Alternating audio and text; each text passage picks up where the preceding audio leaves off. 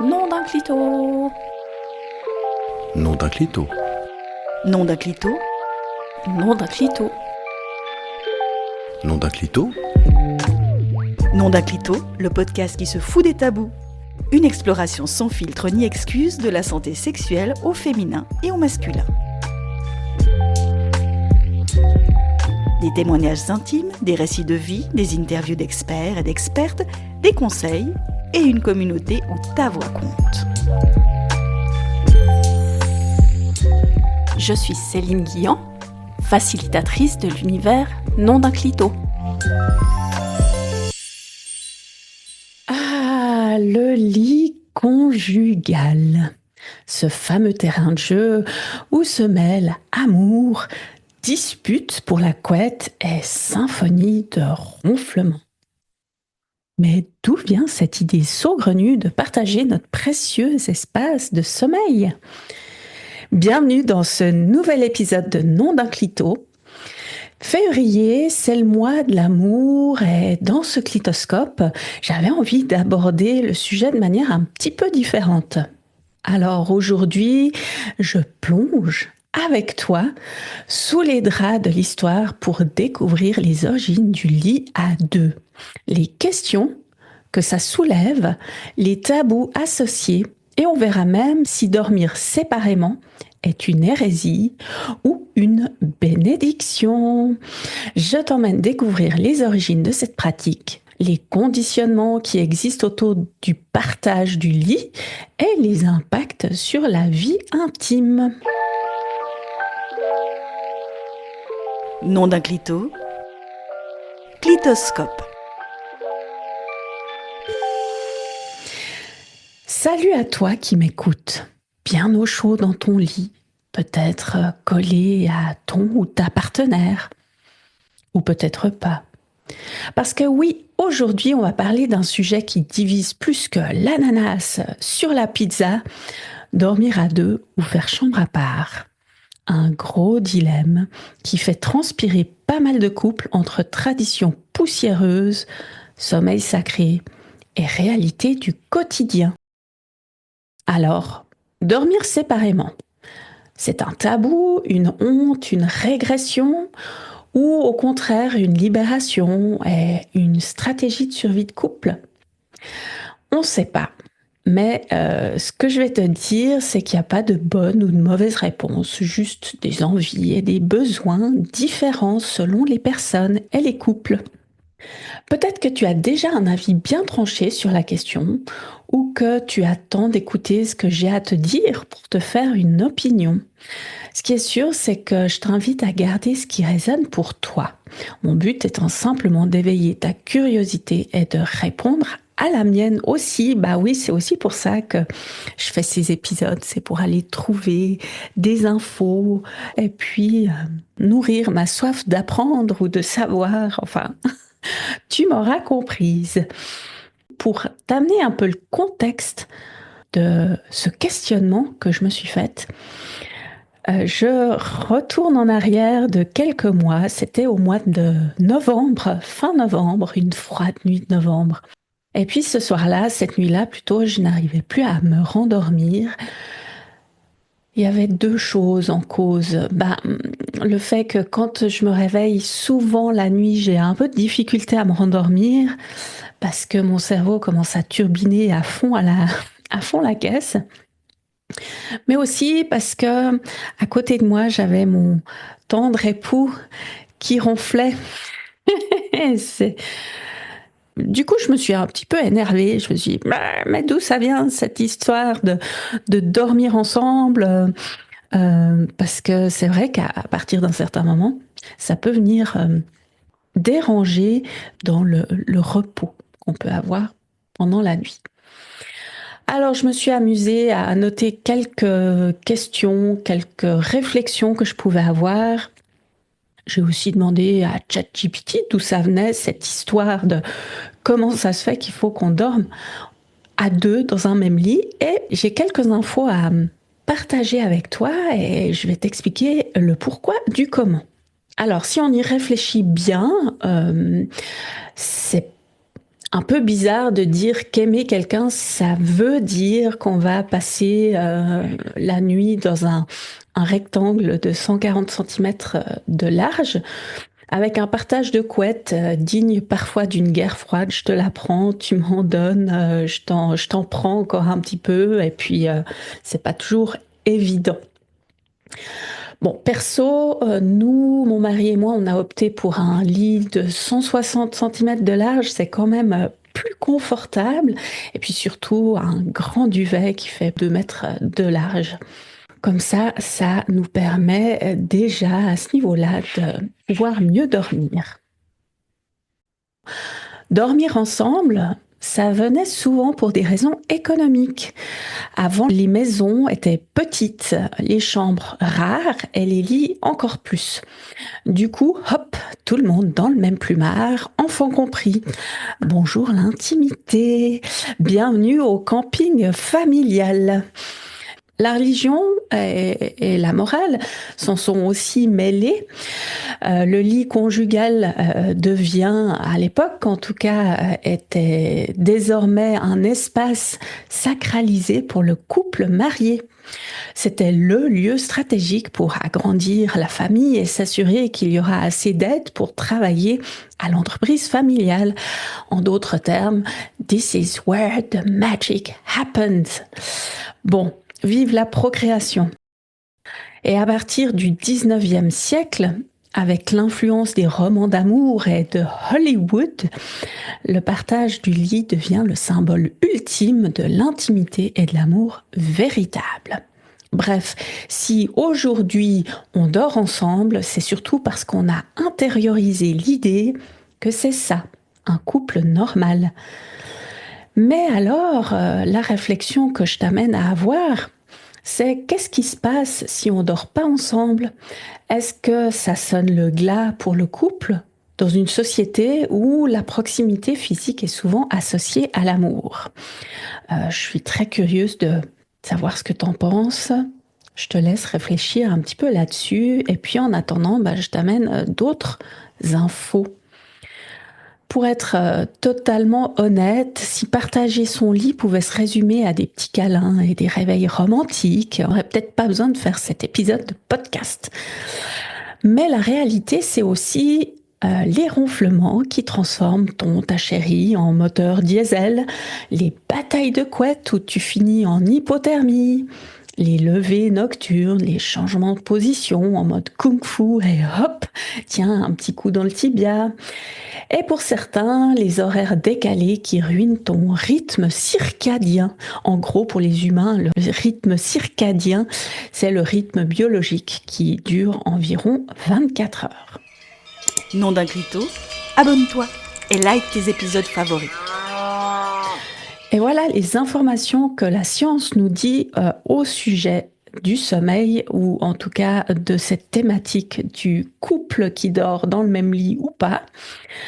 Selon une étude de l'IFOP réalisée en 2021, environ 10% des couples français font chambre à part et 6% aimeraient le faire. Alors, est-ce que toi, tu te trouves déjà dans ce 10%? Intéressant. Concernant l'Europe, une étude publiée par le site 538 indique que près d'un couple sur 2 dormirait dans des lits séparés ou ferait chambre à part au moins une fois par an. The Journal of Sexual Medicine ajoute que le manque de sommeil chronique est directement lié à une baisse de libido et de l'intimité, et que dormir mal augmente de 60% le risque de dispute dans un couple. Et ça, c'est The Institute of Medicine qui le dit. Comme je te le disais juste avant, dans plusieurs pays européens, le fait de dormir dans des lits séparés, voire de faire chambre à part, est une pratique assez courante et bien ancrée dans les mœurs. Par exemple, en Suède et au Danemark, il est habituel pour les couples de dormir avec 2 couettes séparées sur le même lit, ou encore l'achat de lits composés de 2 matelas et de 2 sommiers aurait la cote en Allemagne, en Autriche, en Belgique et aux Pays-Bas. Si faire chambre à part était synonyme de divorce, on aurait déjà un tas de séparations en masse. Mais non. cette pratique permet à plein de couples qui font chambre à part de dire que leur relation n'a jamais été aussi bonne. Pourquoi ? Je l'expliquais aussi un petit peu avant. Parce que bien dormir égale moins d'irritabilité, égale plus de patience, et plus d'envie de passer du temps ensemble, et plus de libido. Mais alors, comment garder l'intimité si on ne dort pas ensemble ? Ouais, ça c'est une bonne question. Voilà quelques idées pour toi si tu envisages de tester le Sleep Divorce. Alors, c'est comme ça que ça s'appelle. Je suis pas persuadée que ce soit le meilleur terme. Ça justement, ça vient répondre à une forme de conditionnement. Ce conditionnement de est-ce que si on dort pas ensemble, ça veut dire que c'est la fin des haricots ? En tout cas, quand moi j'entends ce mot divorce, c'est que ça va vraiment, vraiment, vraiment pas. Bon, ça peut être interprété sur le fait que c'est pour le mieux, mais que tu as vraiment presque touché le fond et puis que tu vois pas d'autre solution que de divorcer ou en tout cas de te séparer. Là, on parle du sommeil. Est-ce que justement, ça vaudrait pas le coup d'anticiper et puis de se poser la question de communiquer et essayer de trouver ensemble des solutions? Enfin, c'est la réflexion là qui vient. Je sais pas ce que tu en penses, toi. Alors, avant tout, ce que j'ai envie de te dire, avant de passer à des exercices, ce que je vais te nommer dans la suite là, c'est que toi et ton partenaire, justement, vous vous mettiez au clair sur le pourquoi du comment. Est-ce qu'on est parfaitement à l'aise avec l'idée de dormir chacun de son côté ? Qu'est-ce que ça veut dire pour nous ? Et puis, laisser aussi de la place au tester, ajuster. Donc, on teste, on voit, on échange. Qu'est-ce que t'en as pensé ? Est-ce qu'il y a des choses à changer ? Si oui, quoi ? Est-ce que ça répond à mes besoins ? Où se trouvent mes limites ? Finalement, ça revient toujours à cette question-là dans le couple. Encore une chose que j'ai envie de dire, c'est que j'imagine que si ton couple bat de l'aile, j'espère que c'est pas ce qui se passe pour toi en ce moment, qu'il y a peut-être bien des chances que ça ne soit pas la solution qui vienne sauver les meubles. Donc dans ce cas-là, je t'invite plus à contacter un thérapeute de couple ou un accompagnant ou quelqu'un qui puisse vraiment être comme un médiateur là-dedans. Mais toujours est-il que si tu as envie de tester et puis que tu as passé l'étape des discussions et puis qu'il y a un accord ou des accords qui sont passés, je te propose quelques exercices que tu pourrais tester pour justement faire en sorte de garder cette intimité même si on ne dort pas ensemble. On pourrait par exemple penser à un rituel du câlin du soir, se retrouver chaque soir avant de s'endormir pour un moment de tendresse, pour discuter, pour se prendre dans les bras, pour peut-être faire du pot à pot, pour simplement créer cette bulle, garder cette bulle de connexion entre ton partenaire, ta partenaire et toi. On peut avoir des sleepovers à la carte, c'est-à-dire aller dormir chez l'autre, certains soirs ensemble, d'autres chacun pour soi, chez soi, en fonction de l'humeur, de l'envie, du besoin. Et puis une dernière option, ça pourrait être celle de multiplier les autres moments d'intimité, donc passer des moments à se faire des massages ensemble, peut-être prendre la douche ensemble, avoir des moments de connexion en journée, mais de vraie qualité où on pose soit l'ordinateur, soit le stylo, soit ce qu'on est en train de faire. Puis vraiment être dans la conscience de l'instant présent avec l'autre, de l'écouter, d'ouvrir cet espace ensemble, de se nourrir de cet espace ouvert, là, de cette belle opportunité de passer du temps ensemble. Et puis se poser aussi cette question, est-ce qu'au fond, Le fait d'avoir chacun son espace, est-ce que ça signifie qu'on aime moins l'autre? Est-ce que cette tradition du partage de lit est plus importante que le fait de prendre soin de soi? Ce que je veux dire par là, c'est que distance physique, ça ne veut pas forcément dire distance émotionnelle. Et parfois, quand on partage plus le même lit, on a peut-être besoin d'un petit coup de pouce pour réactiver ce désir et cette intimité.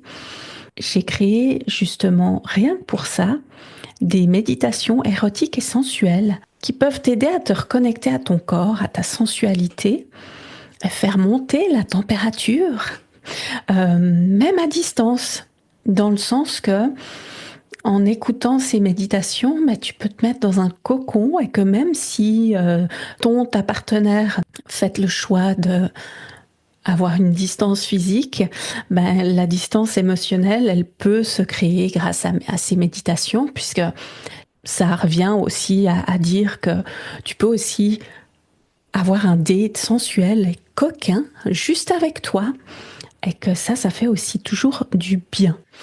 Alors, si tu as envie de les essayer, je te donne rendez-vous sur ma boutique Gumroad sur nom-d'un-clito-tout-attaché.gumroad.com.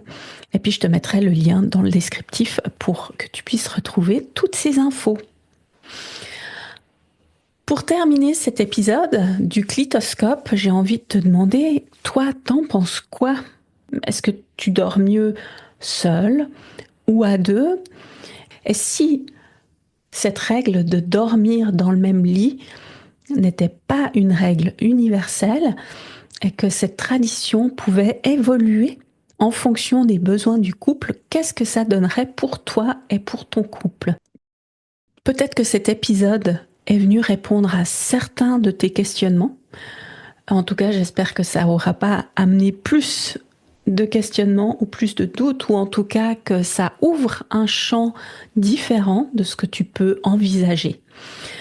Dans tous les cas, viens m'en parler sur Insta et puis envoie-moi un DM ou viens suivre un petit peu ce qui se fait sur le compte de Nom d'un Clito. En attendant, dors bien, ou peut-être pas. Et puis, je te rappelle que chaque voix compte. Nom d'un Clito, un espace ouvert à toutes et tous. Pour tout savoir sur l'univers Nom d'un Clito et ne rater aucun épisode, like et inscris-toi à la Clito News. À bientôt!